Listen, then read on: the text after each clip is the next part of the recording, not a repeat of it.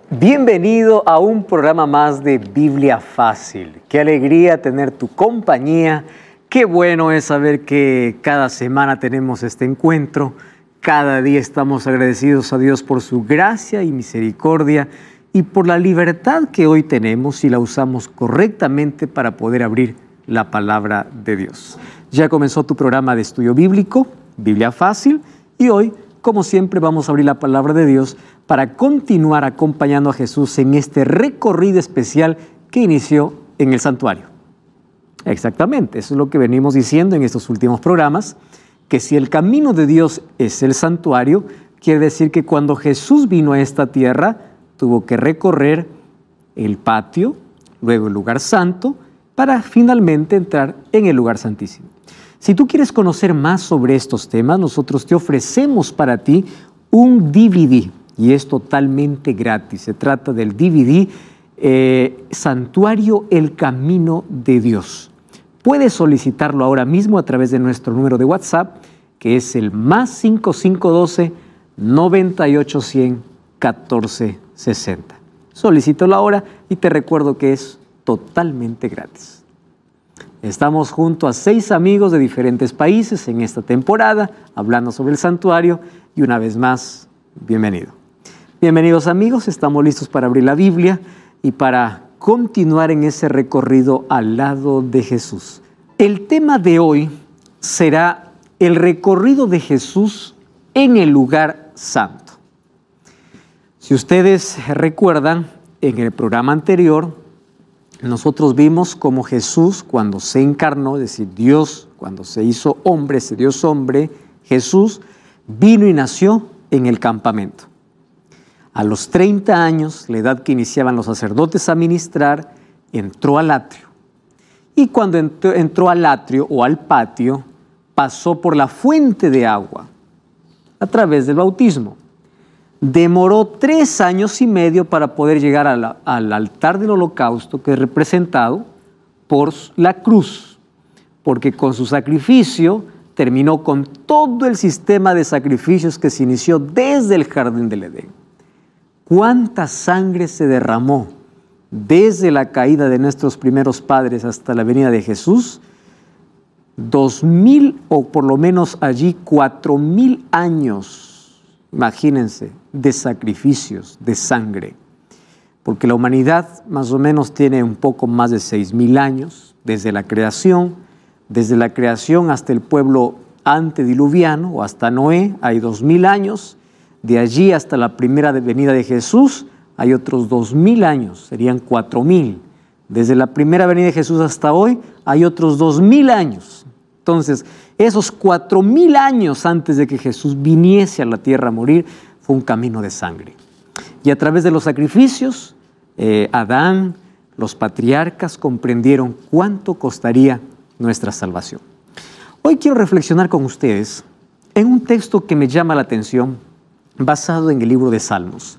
Antes yo quiero decirles que en la Biblia tenemos ciertos libros que hablan mucho acerca del santuario, diferentes características o aspectos del santuario. Por ejemplo, en el libro de Éxodo encontramos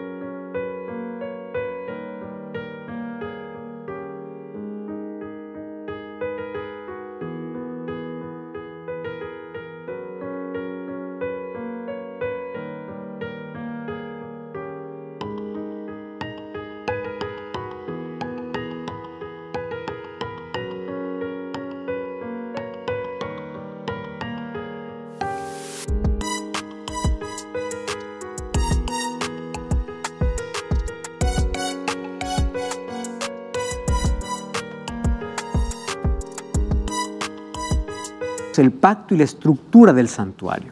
En el libro de Levítico, cuáles eran los ritos y ceremonias que se hacían en el santuario. En el libro de Salmos encontramos que eran los cánticos que en el santuario se cantaban, se entonaban. Era la adoración en el santuario. Cuando vamos al libro de Daniel y Apocalipsis encontramos que el santuario es un tema principal. En Daniel encontramos la purificación del santuario y en Apocalipsis encontramos que está dividido el libro en 7 escenas y cada escena comienza en el santuario. Y finalmente en el libro de Hebreos es extraordinario para poder hablar sobre el ministerio sumo sacerdotal de Cristo y todo lo que Él viene haciendo hoy en nuestro favor allá en el santuario. Hoy quiero con ustedes abrir la Biblia en el libro de Salmos y vamos al capítulo 73. Ya leímos en el capítulo o en el programa anterior el capítulo 77, un versículo. Hoy vamos a leer el capítulo 73. Y saben que en Salmo 73 encontramos la experiencia de un hombre. ¿Cómo se llama este hombre o quién escribe este salmo? También Asaf. Recuerdan que yo les dije que Asaf también había escrito Salmo 77, donde decía, tu camino, oh Dios, es el santuario. El mismo que habla que el camino de Dios es el santuario, es el mismo que escribe Salmo 73. No todos los salmos fueron de David. Aquí hay una mezcla, hay cánticos de Moisés, hay cánticos de David y hay cánticos de Asaf. Asaf escribió muchos salmos. Él era un cantor, uno de los principales cantores. Solo que en el capítulo 73, él cuenta su experiencia. Y me llama la atención que viene de lo general a lo personal. Y eso tiene que ver mucho con nosotros. Vamos a repasar, por ejemplo. Versículo 1. Acompáñenme allí. Dice allí, ciertamente Dios es bueno. Qué lindo, ¿verdad? Dios es bueno. Lo que pasa es que para muchos esto puede ser solamente un concepto. ¿Quién es Dios? Dios es amor, Dios es bueno. Y él dice, para con los limpios de corazón. Ahí está el concepto ya medio que nos puede tener un problema, ¿no? ¿Dios es bueno solo para con los limpios de corazón o es bueno para con todos? Para con todos. El problema es que el ser humano intenta ganar puntos a veces para con Dios, pensando que mientras más obras buenas haga, Dios lo va a amar más. Y eso es un concepto equivocado, porque Dios no nos ama por lo que hagamos. Dios nos ama por lo que somos. Y aunque no tengamos nada bueno que ofrecer en la vida, Dios nos ama porque somos su creación. Entonces, hagas lo que hagas en la vida, no habrá nada de lo que hagas que hará que Dios te ame menos. Pero ¿cuál es el concepto? Yo hago cosas buenas, Dios me tiene que bendecir. Yo hago cosas malas, Dios me tiene que castigar. ¿Quién colocó ese concepto en la mente? Y aquí Asaf dice, Dios es bueno, pero para los que tienen el corazón limpio. Muy bien, vamos al versículo 2. En cuanto a mí, dice, casi se deslizaron mis pies, por poco resbalaron mis pasos. ¿Por qué? Tuve envidia de los arrogantes, vi la prosperidad de los impíos. ¡Wow! Miren el versículo 7. Sus ojos saltan de gordura, logran con creces los antojos de su corazón. Miren el versículo 9. Ponen su boca contra el cielo y su lengua pasea la tierra. Versículo 12. Estos impíos, sin ser turbados, alcanzan riquezas. Versículo 3. Él se pone a quejar. ¿Y por qué se queja? Dice así, verdaderamente en vano he limpiado mi corazón. ¡Wow! En vano he lavado mis manos en inocencia, pues he sido azotado todo el día y castigado todas las mañanas. Él siente que está siendo castigado. Y él se pone a preguntar, entonces, ¿de qué sirve? ¿De qué sirve tener el corazón limpio? Ustedes ya no han escuchado a personas, ustedes mismos no se han cuestionado eso. Ven una persona que no tiene el temor de Dios, parece que es más bendecida, tiene más, no le pasa nada, todo está bien. En cambio, tú intentas ser fiel a Dios, tienes problemas, tienes luchas, tienes enfermedades, tienes tragedias. Parece que tú trabajas y eres más pobre. El otro que no teme a Dios no trabaja y tiene más dinero. Entonces, ¿cómo se entiende esto? Si hay tanta injusticia y uno cuestiona y dice, ¿cómo es posible? Yo ya leí muchos mensajes, pastor, no merezco esto, porque uno piensa que lo que tiene en la vida es por mérito. Yo no merezco, yo soy fiel. Muy bien. Versículo 17. Dice así: hasta que entré en el santuario de Dios y comprendí el fin de ellos. ¿Cuándo se acabó la envidia? ¿Cuándo se acabó la queja? Cuando entró, ¿dónde? En el santuario. Miren el versículo 19, cómo han sido asolados de repente. Versículo 21, se llenó de amargura mi alma, mi corazón sentía punzadas. Tan torpe era yo que no entendiera como una bestia. Con todo yo siempre estuve contigo, me tomaste de la mano derecha. Versículo 25, ¿a quién tengo yo en los cielos sino a ti? Fuera de ti nada deseo en la tierra. Mi corazón y mi carne se desfallecen, mas la roca de mi corazón, mi porción es Dios para siempre. Versículo 28. En cuanto a mí, el acercarme a Dios es el bien. He puesto en Jehová el Señor mi esperanza para contar tus obras. ¿En qué momento cambió su visión Asaf? El momento que entró, ¿dónde? En el santuario. Porque en el santuario encontramos el amor y la justicia de Dios, que es igual para todos. Dios es bueno para con todos y es justo para con todos.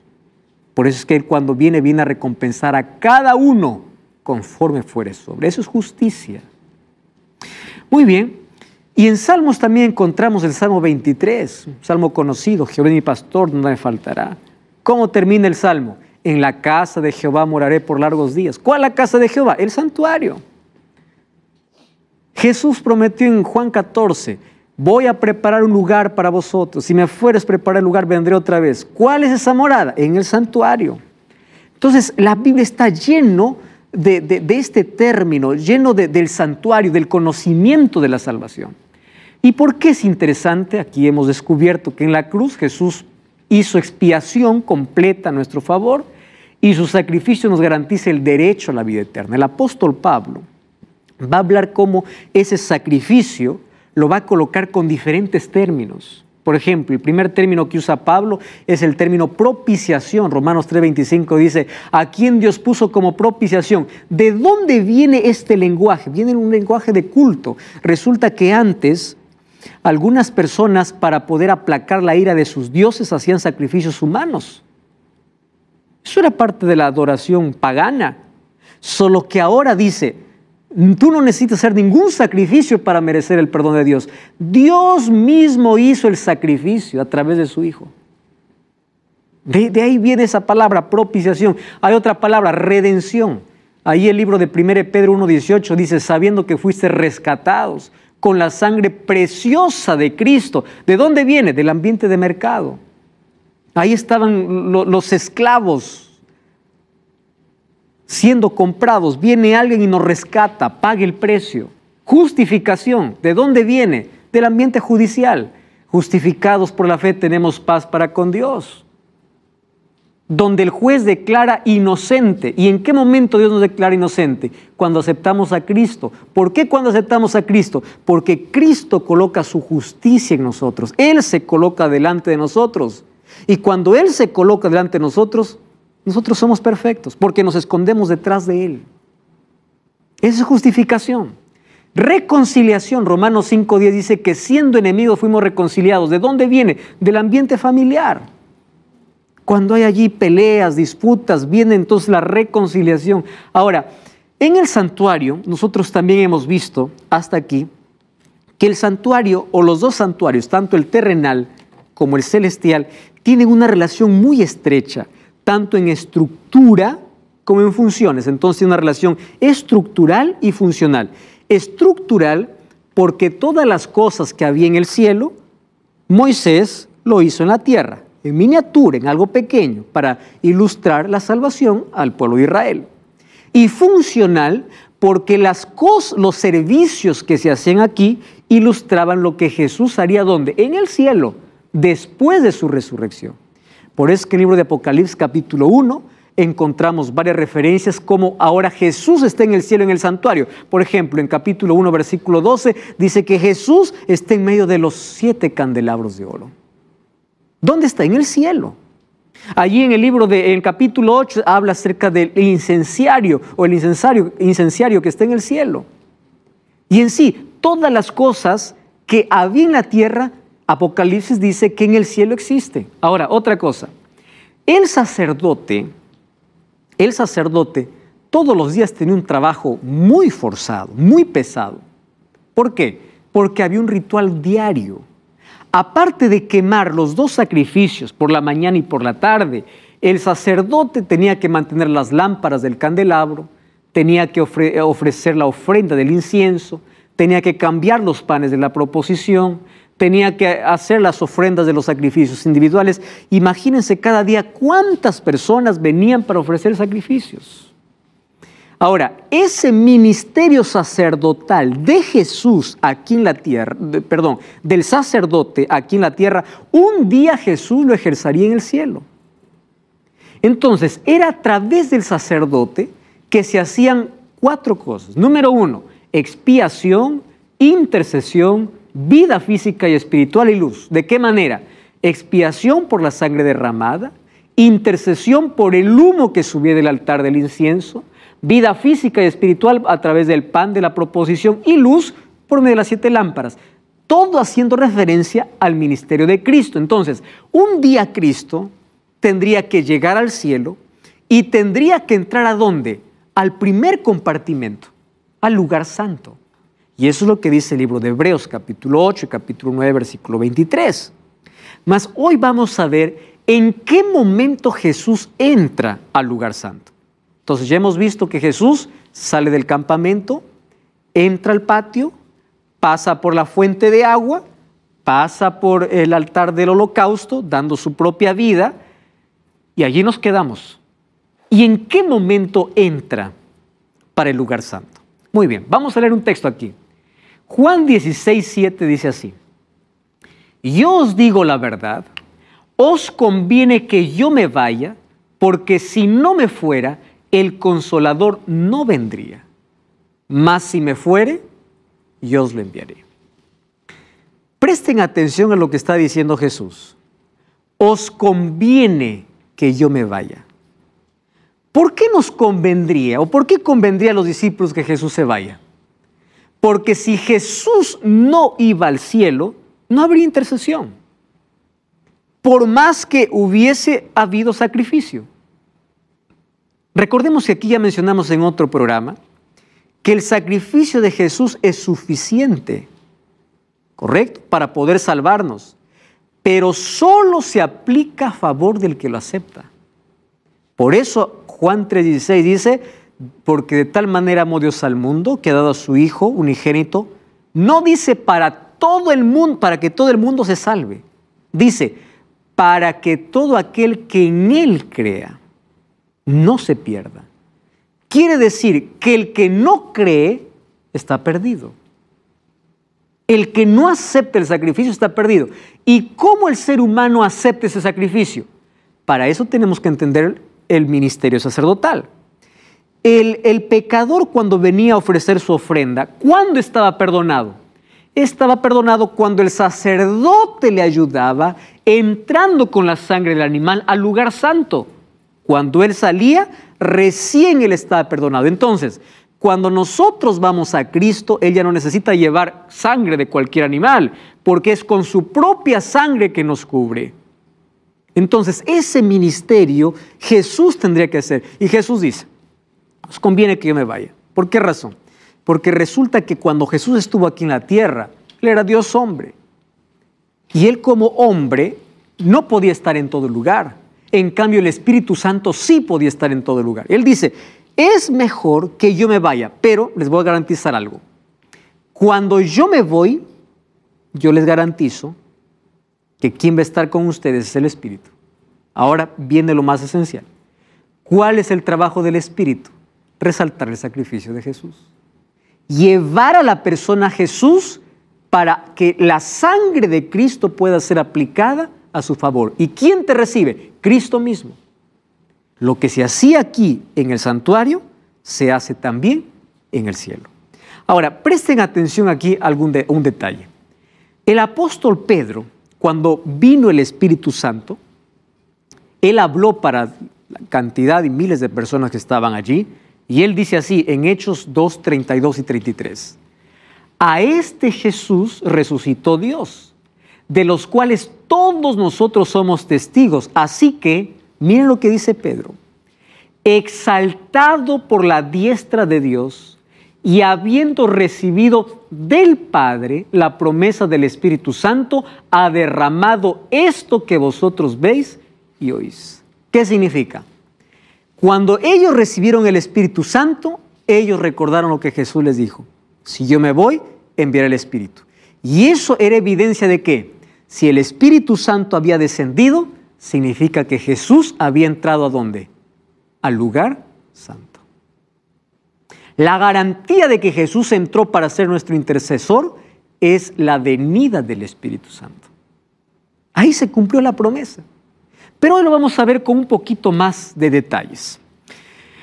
Jesús dijo, si yo no me fuera, el Consolador no vendría. Y este es un texto que ya lo hemos leído, más conviene leerlo una vez más. Vamos a Juan, capítulo 7.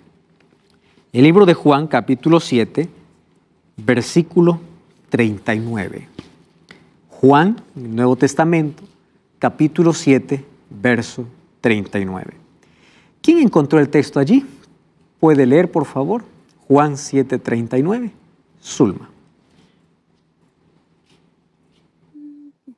Esto dijo del Espíritu que habían de recibir los que creyesen en Él, pues aún no había venido el Espíritu Santo, porque Jesús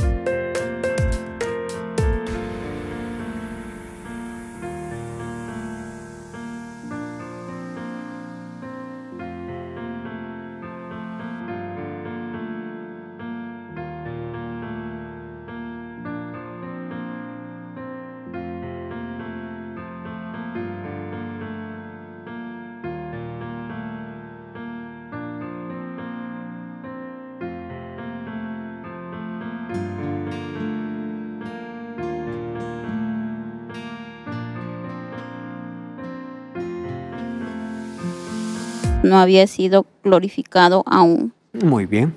¿Por qué no había descendido el Espíritu Santo en su plenitud? Porque Jesús aún no había sido glorificado.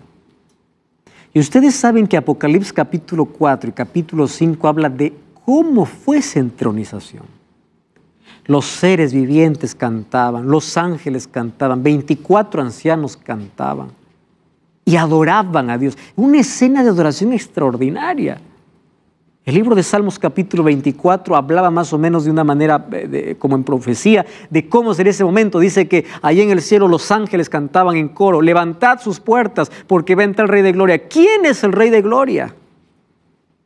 Ese momento de solemnidad fue cuando Jesús llegó al cielo, ya llevando la garantía de nuestra salvación. Y ahora, después de la entronización, Jesús envió al Espíritu Santo. Entonces, después que Jesús fue entronizado, el Espíritu Santo descendió a la tierra. La garantía de que Jesús es nuestro intercesor es que el Espíritu Santo descendió. Muy bien. Entonces, después que Jesús resucitó, permaneció todavía 40 días con los discípulos. Recuerden, no hay muchas cosas que narran los evangelios sobre qué pasaron esos 40 días. Juan nos cuenta que Jesús fue a la orilla del mar, preparó un desayuno, habló con Pedro, tú me amas. Es una de esas cosas que ocurrieron después de la resurrección de Jesús. Jesús apareció muchas veces a sus discípulos, Jesús continuó enseñando, pero permaneció 40 días para afirmar la fe y para entregarle la misión. ¿Cuál es la misión? Que tenían que proclamar el Evangelio. ¿Y cuál fue la orden de Jesús? La orden de Jesús en Hechos capítulo 1 es, ustedes van a predicar el Evangelio, pero con el poder del Espíritu. Entonces, no salgan de Jerusalén hasta que haya venido el Espíritu Santo. Para ellos este asunto estaba muy fresco. Entonces, Jesús cumplió la promesa de poder enviar el Espíritu Santo. Ahora, presten atención. Nosotros aquí hemos estudiado las 7 fiestas. ¿Recuerdan ustedes? Las 4 primeras eran en primavera, las 3 últimas eran en otoño. ¿Cuáles eran las 4 primeras? Fiesta de la Pascua, panes sin levadura, primicias y Pentecostés. ¿Cuáles eran las 3 últimas? La fiesta de las trompetas, la fiesta de la purificación del santuario y la fiesta de las cabañas o tabernáculos. Habían 2 fiestas que se celebraban en la primavera que tenían una relación muy estrecha. Era la fiesta de las primicias y la fiesta del Pentecostés. ¿Por qué la fiesta del Pentecostés? Penta significa 50 días después de... ¿De qué? De la Pascua. Entonces, la fiesta del Pentecostés, entre la fiesta de las primicias y la fiesta del Pentecostés, habían 50 días. ¿Correcto? 50 días. ¿Qué sucedió en la fiesta del Pentecostés? ¿Qué ocurrió allí? Antes allí un detalle muy importante. Jesús, cuando estuvo en el patio, fue nuestro sacrificio. Cuando entró al lugar santo, ¿qué cosa fue? Nuestro sacerdote. Jesús en el patio es nuestro sacrificio. Jesús en el lugar santo es nuestro sacerdote. Muy bien, ¿qué ocurrió en el día del Pentecostés? Eso es un detalle muy importante. Para ello, vamos a Hechos capítulo 2. Y vamos a ver algunos detalles de lo que ocurrieron o lo que ocurrió ese día cuando el Espíritu Santo descendió sobre los apóstoles. Entonces, ¿estás con Hechos capítulo 2? Muy bien. No cambies el canal, no cierres la Biblia, vamos a una breve pausa y ya regresamos. Estamos de regreso, esto es Biblia Fácil, hoy hablando sobre en qué momento Jesús entró al primer compartimiento, que es el lugar santo. Ya estudiamos en el capítulo anterior cómo Jesús entró al patio, pasó por la fuente de agua y después de 3 años y medio llegó al altar del holocausto. Allí dio su vida. ¿Y cuánto tiempo llevó a Jesús desde el altar del holocausto hasta el primer compartimiento? La respuesta es simple, 50 días. ¿Por qué 50 días? Porque en 50 días el Espíritu Santo descendió sobre la tierra. Justamente descendió cuando todos estaban celebrando la fiesta del Pentecostés o la fiesta de la cosecha. Recordemos que habían 2 fiestas que tenían que ver allí con los cultivos de las primicias y del Pentecostés, de la cosecha. Las primicias eran los primeros frutos, que eran los frutos de cebada, y la del Pentecostés se cosechaba todo el trigo. Entonces, entre una y la otra habían 50 días de diferencia. La fiesta de las primicias representaba ¿qué cosa? La resurrección de Jesús. Solo que después que Jesús resucitó, ¿cuántos días estuvo en la tierra? 40 días. Después fue para el cielo. Y después de 10 días, el Espíritu Santo descendió. Justamente cuando se completaron los 50 días. En el día 50, en la fiesta allí, en la fiesta del Pentecostés. Vamos a Hechos capítulo 2. Dice allí el versículo 1. Cuando llegó el día de Pentecostés. ¿Qué cosa era el Pentecostés? Una fiesta. ¿Correcto? Estaban todos unánimes juntos. De repente vino del cielo un estruendo como un viento recio que sopla, el cual llenó toda la casa donde estaban sentados. Y se les aparecieron lenguas repartidas como de fuego. No dicen que era de fuego, era como, parecido al fuego. ¿Y qué más allí? Asentándose sobre cada uno de ellos, y fueron todos llenos del Espíritu Santo y comenzaron a hablar en otras lenguas. Yo quiero que ustedes me ayuden allí porque juntos vamos a leer bien el texto. Y hay una palabra que muchos no le han tomado atención. Cuando desciende el Espíritu significa que Jesús entró al lugar santo. Hasta eso está claro, ¿verdad? Entonces, cuando desciende el Espíritu sobre los apóstoles, comienzan a hablar lenguas según el Espíritu les daba. Quiere decir que cada uno recibía un don de lengua totalmente diferente. La palabra lengua, que viene del término glosa, significa idioma. Vamos a leer un poquito más abajo. Dice allí, miren, versículo 6. Y hecho este estruendo, se juntó la multitud y estaban confusos, porque cada uno les oía hablar en su propia lengua. ¿Qué cosa es hablar en lenguas? ¿Hablar lo que nadie entiende? No. Hablar en lengua es que yo hable una lengua que otro entiende sin ser mi lengua. Entonces, ¿por qué el Espíritu Santo dio el don de lenguas? Para predicar el Evangelio. No tenía otra finalidad. Además dice que era según el Espíritu les daba. Versículo 8. O versículo 7. Estaban atónitos y maravillados diciendo, ¿no son galileos los que hablan? ¿Cómo le oímos nosotros hablar cada uno en nuestra lengua? Entonces, los discípulos no es que ahí estaban allí en un show, ahí estaban hablando, cada uno nadie entendía. No, la gente le entendía, porque la gente decía, está hablando en mi lengua. ¿Y por qué era necesario que los discípulos hablen lenguas? Vamos al versículo 9. Porque allí había gente por lo menos de 14 países. Miren, medos, partos, elamitas, Mesopotamia, Judea, Capadocia, en el Ponto y en Asia, Frigia, Panfilia, en Egipto, las regiones del África, más allá de Cirene, y romanos residentes, tanto judíos como prosélitos, cretenses y árabes, les oímos hablar en nuestras lenguas. ¿Está claro el texto? ¿Qué cosa es el don de lenguas? Idiomas. La gente le entendió en su propio idioma. Entonces, ¿por qué por ahí hay muchas personas que dicen, nosotros tenemos el Espíritu porque hablamos lenguas? ¿Qué lengua hablas? Bueno, yo hablo una lengua que nadie entiende. Eso es don del Espíritu.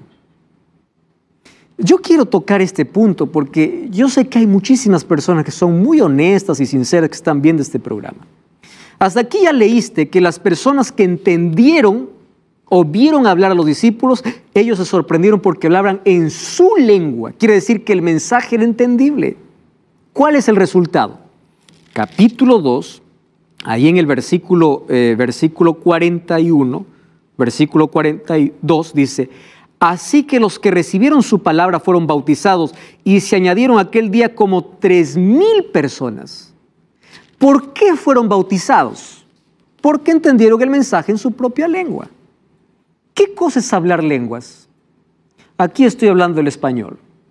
De pronto, yo estoy en un lugar y hay personas que no entienden el español.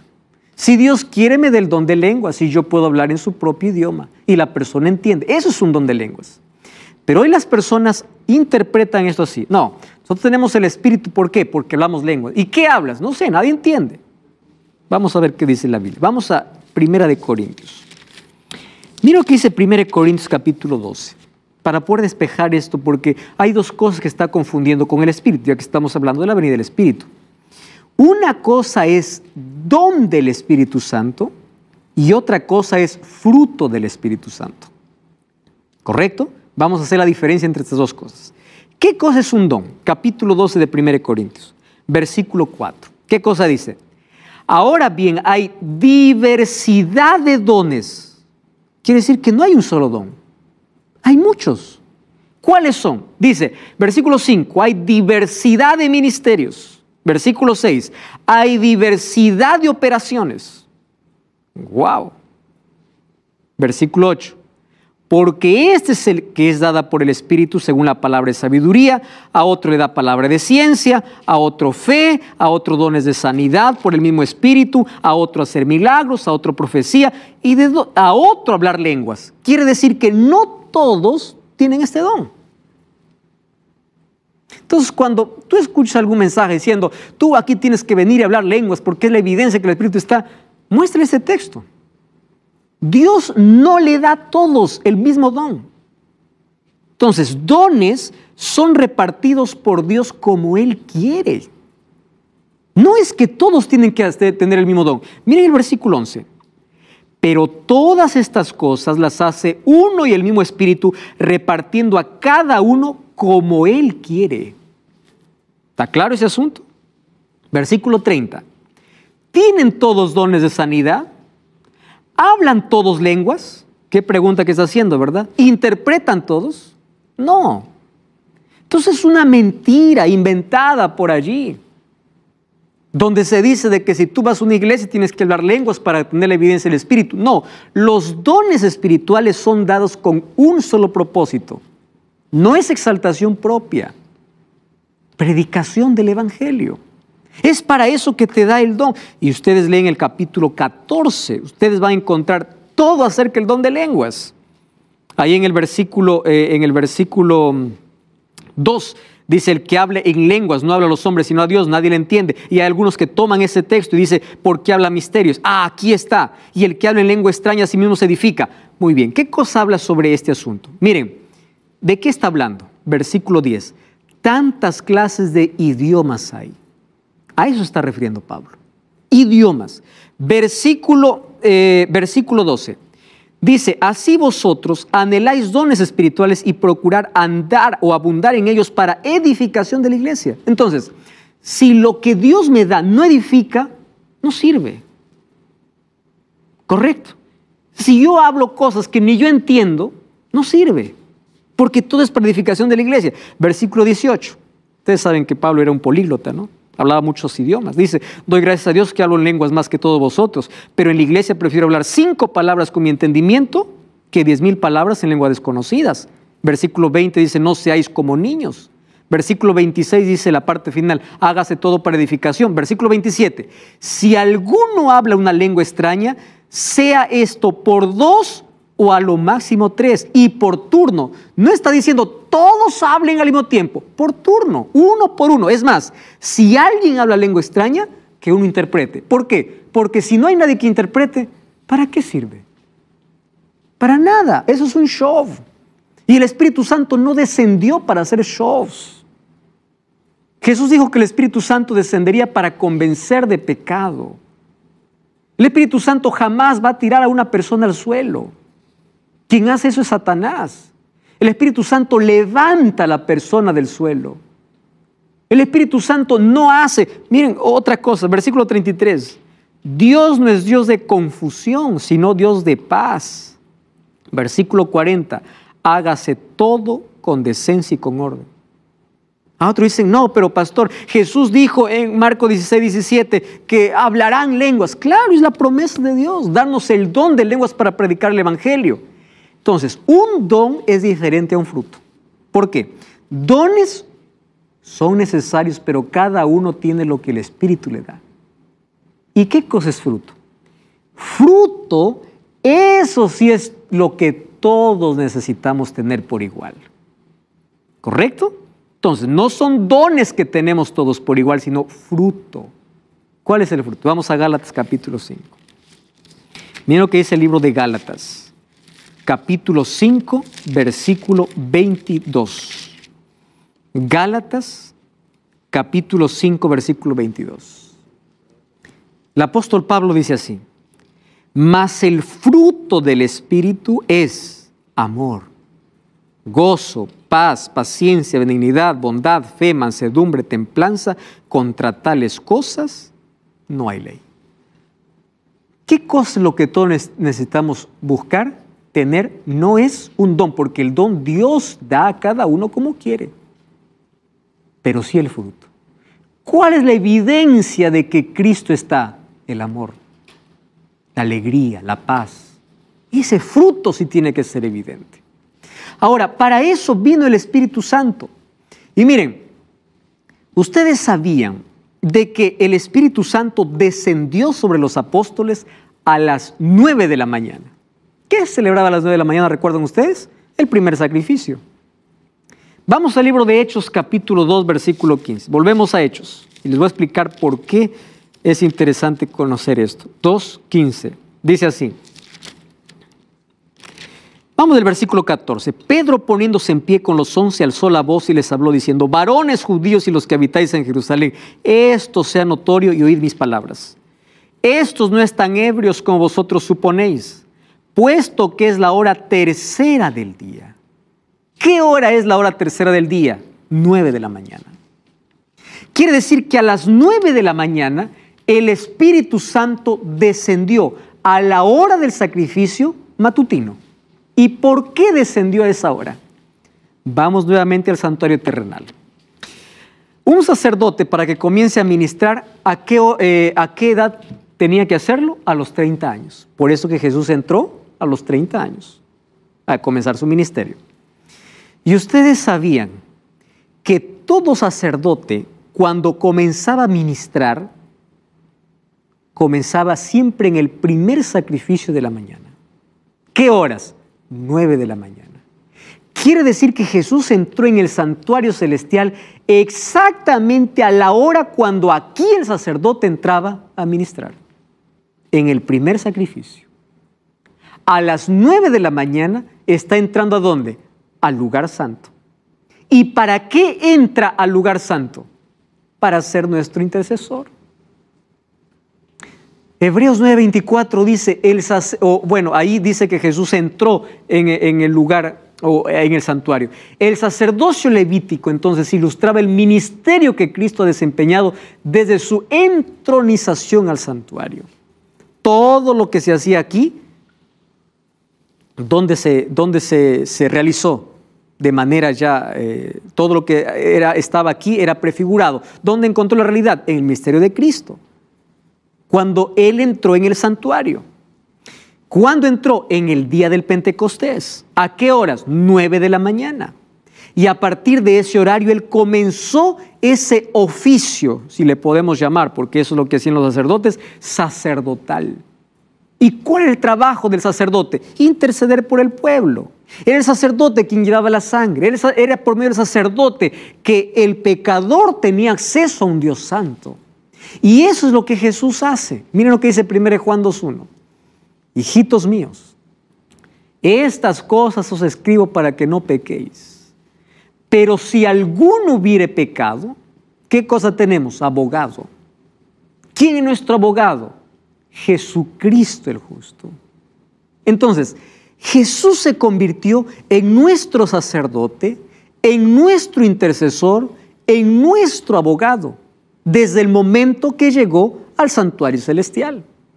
Entonces, vamos a hacer un resumen. ¿Dónde nació? En el campamento.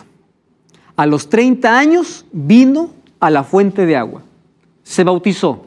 Demoró 3 años y medio y llegó al altar de sacrificio. Allí murió. Y de aquí para el lugar santo, ¿cuántos días demoró? 50 días.